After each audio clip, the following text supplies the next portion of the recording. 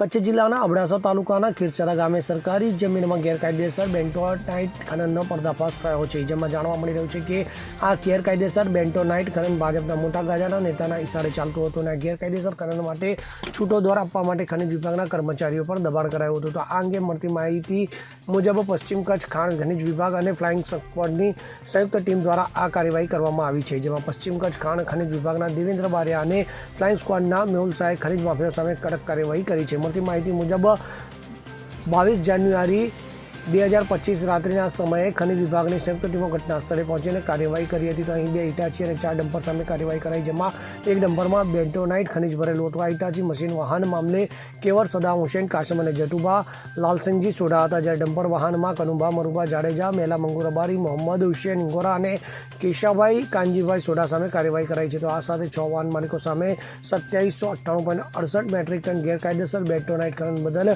24,20,079 કિંમત રૂપિયાનો દંડ કરવામાં આવ્યો હતો. Bureau report CN24 news. હવે જુઓ દેશ દુનિયાની તમામ ખબરો તમારી આંગળીના ટેરવે. ઉઠાવો મોબાઈલ અને Google Play Store પરથી ડાઉનલોડ કરો અમારી CN24 ન્યૂઝ મોબાઈલ એપ.